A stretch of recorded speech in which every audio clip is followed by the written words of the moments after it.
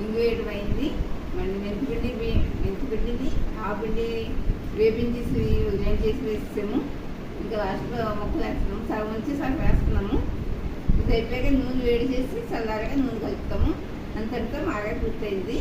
రేపు చూసుకున్నాక మిగతా మొక్కలు వేసుకోవచ్చు. అలా మధ్యలో కలుపుతూనే ఉండాలి.